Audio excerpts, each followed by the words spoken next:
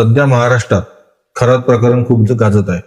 तर अशा भोंदूबाबांना लोक बळी का पडतात आणि त्यासाठी समाज कुठतरी कमी पडतो का प्रबोधनासाठी? हे प्रकरण तर पहिलेपासूनच चालत आलेले आहे. आता हे प्रकरण उघडकीस आलं म्हणजे सापडला तो चोर, नाही सापडला तो राजाचा आहे. आम्ही कीर्तनातही सांगत असतो, ज्याचा विषय चालू आहे घराघरात तो आहे अशोक खरा. म्हणजे आपण पाहतो लोक इतके बळी पडतात याला. हात पा एक मी प्रसंग सांगतो नेहमी कार्यक्रमात.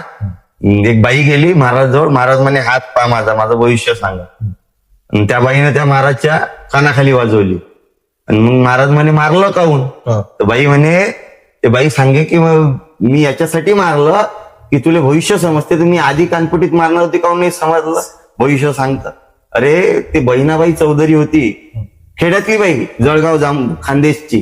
ती आपल्या शेतात कविता लिहिते की नको नको रे भविष्या, नको माझा हात पाहू, माझं भाग्य मला कळे, माझ्या दारी नको येऊ. शेतकऱ्याचं भविष्य काय तळ हातात आहे, शेतकऱ्याचं भविष्य मनगाटात आहे. त्याने विचार केला माझ्या नशिबात असन तर पाऊस पडन, नशिबात असन तर मला पीक येईन, नशिबात असन तर भाव भेटेन.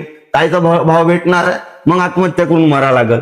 मग त्याचं भविष्य कायच्यात आहे, त्याच्या मनगटात ताकद आहे, तोपर्यंत तो शेतीतून सोनं पिकवू शकते.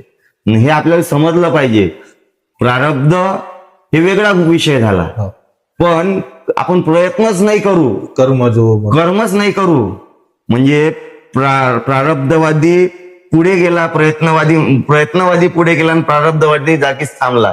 ते ग्रामगीतेत सांगतात महाराज की प्रारब्ध तुम्ही आपल्या जागेवर ठेवा, प्रयत्न करा, प्रयत्नांती परमेश्वर. कोणतीही वस्तू असो ते तुम्ही अचीव करू शकता, पण त्यासाठी प्रयत्न गरजेचे आहे. कौन कहता है आसमान में छेद नहीं गिरता, कौन कहता है आसमान में छेद नहीं गिरता, एक पत्थर तो तबीयत से उछाल के देखो.